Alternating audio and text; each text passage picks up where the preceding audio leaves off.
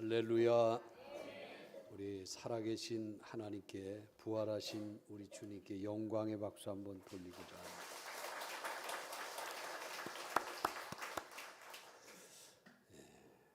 한번 저를 따라해 주시기를 바랍니다. 우리 예수님께서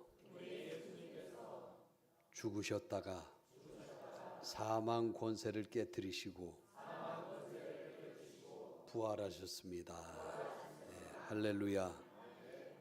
오늘은 기독교 최고의 명절인 부활주일이 되는 줄 믿으시기를 바랍니다.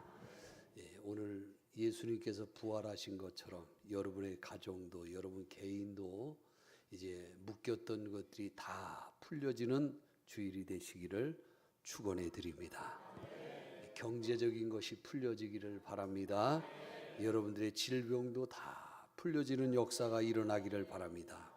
가정을 얽매이고 있는 여러 가지 무거운 그 악한 세력들도 다 예수 그리스도의 이름으로 떠나기를 주의 이름으로 축원해 드립니다. 영국의 무신론자인 어느 작가가 친구의 장례식에 참여했습니다. 그런데 그 장례식 참여한 후에 느낌을 작가니까 이렇게 썼습니다. 무덤 앞에서 한마디 기도도 없었다. 사람들은 단 한마디 말도 하지 않았다. 이건 무신론자가 죽어서 장사 지내는 과정입니다. 가벼운 관에 넣은 시신은 아무런 예식도 없이 가져다가 구덩이 속에 던져 넣었다. 그것은 마치 상한 고기를 눈에 보이지 않게 하기 위해서 서둘러서 치워버리는 것처럼 느껴졌다. 가슴이 얼어붙은 심정으로 그것을 떠나왔다. 이 무신론자는 무슨 기도를 하였겠습니까? 무슨 말로 위로를 하고 무슨 소망을 그 장례식에서 위로해 주었습니까? 만약에 하나님이 없다면 그 시체에게 무슨 의미가 있습니까? 상한 고기라는 표현은 좀 심하였지만 사실 하나님 없이 사는 그 시체는, 장례식은 썩은 고기와 다름없었습니다. 목회자들은 장례 예식을 종종 인도합니다. 하나님 모르고 소망 없이 떠날 때에 그 유족들은 비통한 울음소리, 가슴을 찢습니다. 사랑하는 가족이 죽어 어디로 가는지도 모르고 다시 만날 기약도 없다는 것은 정말 힘든 일이 아닐 수 없습니다. 한국의 토속 신앙에 따르면 사람이 죽으면 귀신이 된다고 합니다. 그 귀신은 안식처를 찾지 못하고 배회하다가 1년에 한 번 후손들이 차려주는 제사상을 먹으러 간다고 해요. 술 한 잔, 음식 한 상 드시고 다음 제사 때까지 또다시 어딘가를 떠돌아다니며 지낸다고 해요. 제사를 만약에 드리지 않는 후손이 있다면 1년간은 굶는 것이라고 합니다. 여러분, 이 사실을 어떻게 받아들이겠습니까? 그러나 2000년 전 예수님이 세상에 오신 이후로 죽음에 대한 인간의 관점이 완전히 달라지게 되었습니다. 예수님의 생애, 예수님의 죽음, 예수님의 부활로 세계의 역사가 달라졌습니다.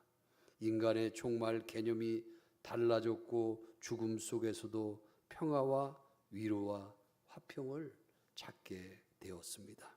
예수님의 부활과 생명을 통하여 온 인류에게 소망이 주어지게 된 줄 믿으시기를 바랍니다. 2000년 전 어느 날 예수님께서 유대 광야에 나타나셨습니다. 그리고 믿기 어려운 주장을 하셨습니다. 그러다가 유대 종교 지도자들은 시기와 모함을 받아서 로마 군에 체포당했습니다. 그분은 처형당하기 전에 입고 있던 옷 한 벌마저도 로마 군인들이 빼앗아 갔습니다.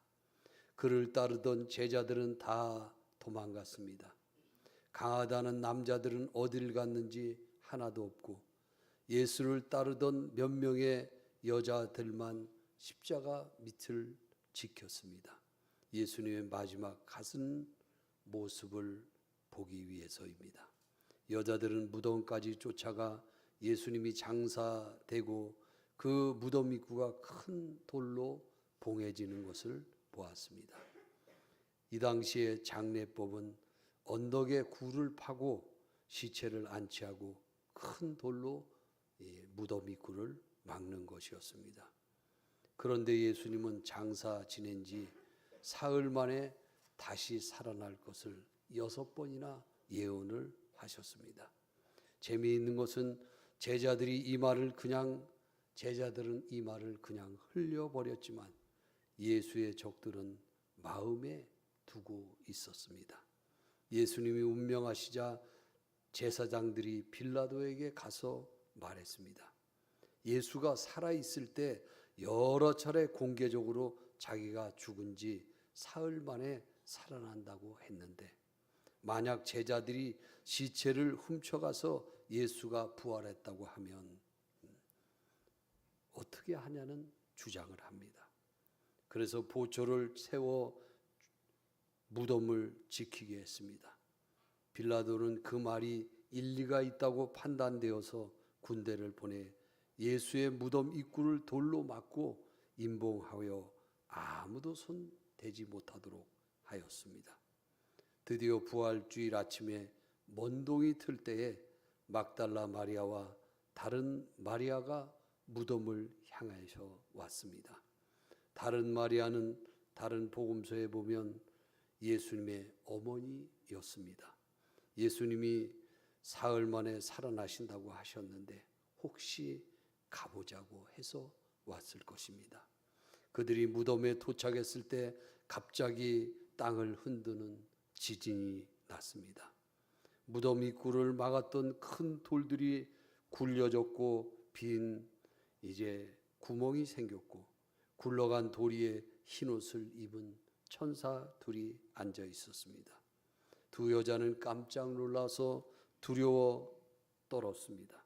무덤을 찾아갔던 이 두 여자는 예수 부활 현장을 목격한 사람들입니다. 이들의 체험적인 믿음을 갖게 되었습니다. 마음으로 믿어 의에 이루고 입으로 시인하여 구원에 이르렀을 뿐만 아니라 부활의 현장을 목격하는 사람들이 된 것입니다. 사랑하는 여러분들, 오늘 본문은 안식 후 첫날이라고 했습니다. 첫날 이른 아침에 예수님의 무덤에 찾아갔습니다. 천사들이 이제 증언합니다. 그는 여기 계시지 않고 살아나셨다고 전해주었습니다. 여인들은 이 사실을 제자들에게 이야기했지만 제자들은 믿지 않았습니다. 오직 베드로만 무덤에 달려가 확인하고 빈 무덤을 보고 놀라워 합니다. 첫 번째, 부활은 하나님의 승리입니다. 다 한번 따라합니다. 부활은 하나님의 승리다. 예수님의 부활은 죄와 사망을 이기신 하나님의 궁극적인 승리가 되는 줄 믿으시기를 바랍니다.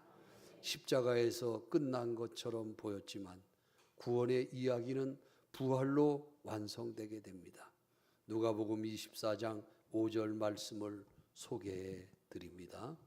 여자들이 두려워 얼굴을 땅에 대니 두 사람이 이르되 어찌하여 살아있는 자를 죽은 자 가운데서 찾느냐. 우리의 삶 속에는 무덤처럼 깜깜하고 답답한 순간이 많이 있습니다. 그러나 주님은 그 어두움을 깨뜨리시고 부활하셨습니다. 죽음도 절망도 주님을 가두지는 못했습니다. 지금도 살아계신 그리스도는 우리 삶의 가장 어두움 속에서 소망이 되기를 원하시는 줄 믿으시기를 바랍니다. 두 번째는 부활을 기억하라고 말씀하십니다. 예수님의 말씀은 반드시 이루어지는 것을 믿으시기를 바랍니다. 천사들은 여인들에게 예수님께서 전에 하신 말씀을 상기시켜 줬습니다.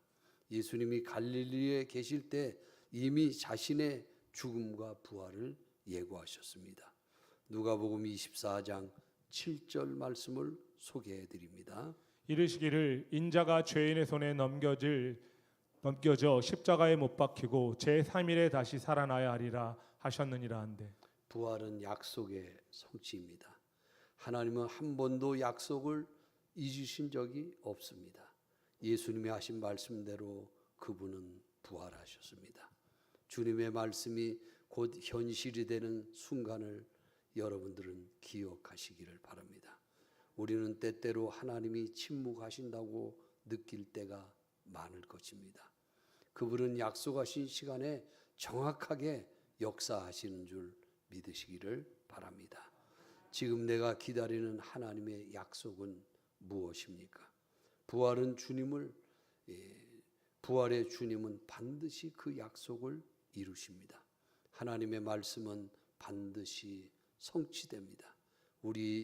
우리가 상황 속에서 잊기 쉬우나 하나님의 약속은 변하지 않는 것을 여러분 믿으시기를 바랍니다.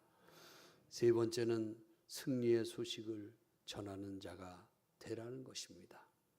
여인들은 무덤에서 부활의 소식을 듣고 즉시 제자들에게 알렸습니다. 복음을 전파하는 첫 증인은 여자들이었다는 것을 기억하시기를 바랍니다.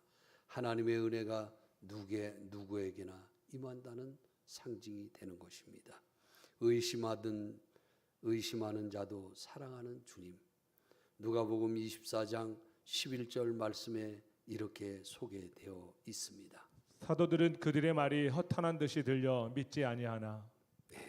사도들은 그들의 말이 허탄하게 들려서 도무지 믿지 아니했다고 했습니다. 처음에 예수님의 제자들은 믿지 못했습니다. 그러나 예수님은 그들을 책망하지 않고 다시 찾아오신 줄 믿으시기를 바랍니다. 주님은 우리의 부족한 믿음조차 품어 주십니다. 의심과 두려움이 있을지라도 그 마음조차도 주님은 아시고 기다리신다는 것입니다. 내가 주님을 온전히 믿지 못한 순간에도 그분은 여전히 나를 사랑하고 계신 줄 믿으시기를 바랍니다. 부활하신 주님은 온 천하에 다니며 복음을 전파하라고 명령하셨습니다. 네 번째는 믿음의 회복, 의심 속에서도 찾는 자에게 응답 주신다는 것입니다.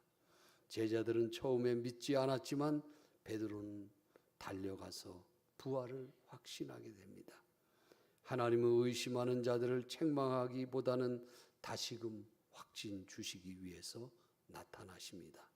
예수님은 곧 제자들에게 직접적으로 나타나심으로 부활을 증거하셨습니다. 복음의 첫 증이 된 평범한 사람들이 있습니다. 예수의 부활을 전한 이름 없는 여인들이었습니다. 하나님은 누구라도 사용하시는 것을 믿으시기를 바랍니다. 주님은 주님의 승리 소식을 전한 사람으로 부르십니다. 오늘도 주님은 저와 여러분을 부르시는 줄 믿으시기를 바랍니다. 오늘은요, 부활주일에 메시지도 중요하지만 성만찬을 통해서 주님의 다시 오심을 나누는 날입니다. 성만찬을 할 때 여러분들은 이제 하나님의 은혜, 하나님의 사랑, 하나님의 다시 오심을 확신하는 그런 주일이 되시기를 바랍니다. 말씀의 결론을 드립니다. 그리스도는 죽음을 이기시고 승리하셨습니다. 그 승리는 우리에게도 죄와 절망, 두려움으로부터 넉넉히 이길 용기와 힘을 주는 줄 믿으시기를 바랍니다. 이제 우리는 그 승리의 소식을 전하는 부활의 증인으로 살아가는 여러분들 되시기를 간절히 축원해 드립니다. 기도하겠습니다. 기도하시겠습니다. 살아계신 주님, 무덤을 이기시고 부활하신 주님을 찬양합니다. 어둠 속에서 소망을 잃지 않게 하시고 약속의 말씀을 기억하며 믿음으로 살아가게 하여 주시옵소서. 믿음이 약할지라도 여전히 주님은 저희를 사랑하시는 줄 믿습니다. 부활의 기쁨을 내 삶의 말로 행동으로 전하는 오늘이 되게 하여 주시옵소서. 예수 그리스도의 이름으로 간절히